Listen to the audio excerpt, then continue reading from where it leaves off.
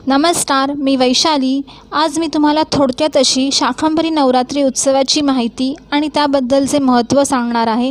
तसंच त्या शाकंभरी देवीची पौराणिक अशी कथा तुम्हाला सांगणार आहे, तर ती तुम्ही नक्की ऐका। आणि तुम्ही जर माझ्या या चॅनलवर नवीन असाल तर माझ्या या चॅनलला नक्की सबस्क्राईब करा। वर्षभरात एकूण 3 नवरात्री येतात, ते म्हणजे पहिली चैत्र नवरात्री, दुसरी शारदीय नवरात्र आणि तिसरे शाकंभरी नवरात्र। चैत्र नवरात्र गुढीपाडवा ते रामनवमीपर्यंत असते, तर शारदीय नवरात्र अश्विन शुद्ध प्रतिपदेपासून ते अश्विन शुद्ध नवमीपर्यंत असते आणि शाकंभरी नवरात्र पौष महिन्याच्या शुक्ल अष्टमीपासून ते पौष पौर्णिमेपर्यंत साजरी करतात। अश्विन महिन्यातील नवरात्रीप्रमाणे शाकंभरी नवरात्रीला सुद्धा तितकेच महत्त्व असते। शाकंभरी नवरात्री ही पौष महिन्यात येते। यावर्षी शाकंभरी नवरात्र 28 डिसेंबर 2025 पासून सुरू होणार असून 3 जानेवारी 2026ला समाप्त होणार आहे। ही नवरात्री पौष महिन्यातील अष्टमी ते पौर्णिमा या काळातच साजरी होते। देवी शाकंभरीला आदिशक्तीचेच रूप मानले जाते, जी सृष्टीचे पोषण करण्यासाठी शाक म्हणजेच भाज्या, फळे, फुले धारण करते असे मानले जाते। शाकंभरी नवरात्रीत देवी अन्नपूर्णेची पूजा केली जाते। असे म्हणतात की ही देवी शेतकरी वर्गाची देवता आहे, म्हणून या नवरात्रीत शेतकऱ्यांची देवता म्हणून तिची विशेष पूजा केली जाते। अनेक देशस्थ ऋग्वेदी ब्राह्मण कुटुंबाची ही कुलदेवी आहे।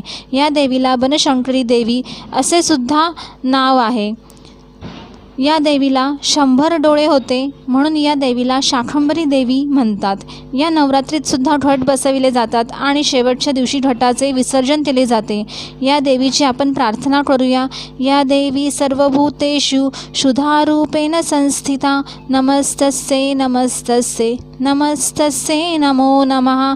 ही अशी प्रार्थना करायची आपल्याला या देवीची नवरात्रीमध्ये।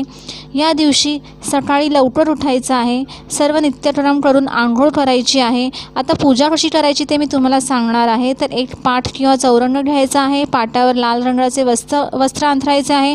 पाटावर सर्वात पहिले थोडे तांदूळ घ्यायचे, त्यावर दिवा ठेवायचा आणि पहिले दिवा प्रज्वलित करून घ्यायचा आहे। दिव्याला हळद, कुंकू, अक्षता, फूल वाहायचं आहे। नंतर संकल्प करायचा। आता गणपती पूजन करून घ्यायचे आहे।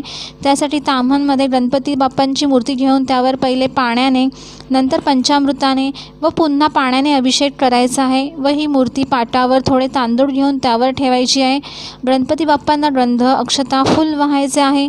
पाटावर थोडे तांदूळ घेऊन त्यावर कलश स्थापन करायचा आहे। कलशात पाणी भरून त्यात सुपारी, हळद, कुंकू, अक्षता, फूल, एक नाणे टाकायचे आहे। त्यानंतर कलशावर 5 विड्याची पानं ठेवून त्यावर नारळ ठेवावा। कलशाला 5ही बाजूने हळद कुंकूची बोटे ओढायची आहे।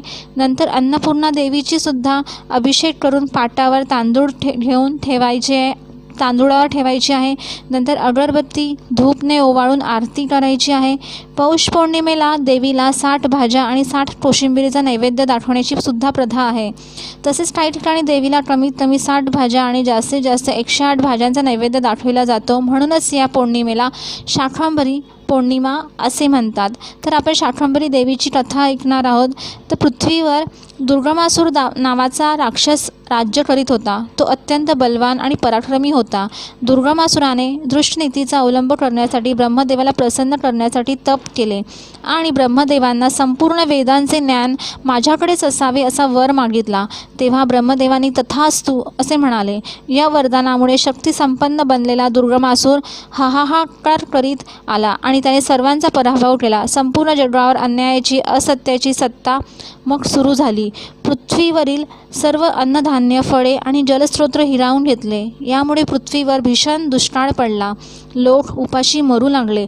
ऋषीमुनींनी अन्न आणि पाण्याअभावी देवीची कठोर तपश्चर्या केली आणि त्यांनी देवीला आवाहन केले की या संकटातून मानवजातीला वाचवावे। ऋषीमुनींच्या तपश्चर्येने प्रसन्न होऊन देवीने अवतार घेतला। तिने आपल्या शरीरातून हजारो डोळे म्हणजे शताक्षी निर्माण केले, म्हणून तिला शताक्षी हे नाव पडले देवीला। तर ही अशी कथा होती। याच वेळी देवीने आपल्या शरीरातून विविध प्रकारच्या भाज्या, फळे आणि अन्नधान्य निर्माण करून पृथ्वीवर अर्पण केले आणि अन्नपूर्णा बनून संपूर्ण जगाचे पालन पोषण केले। नंतर शाकंभरी देवीनेच दुर्गमासुराचा वध केला आणि पृथ्वीवरील संकट हे सगळं दूर केलं। तर ही अशी यामागील कथा होती। जर तुम्हाला ही माझी कथा हे महत्त्व आवडले असेल तर माझ्या या व्हिडिओला लाईक करा, शेअर करा आणि ही माहिती सर्वांकडे पोहोचवा आणि माझ्या या चॅनलला नक्की सबस्क्राईब करा।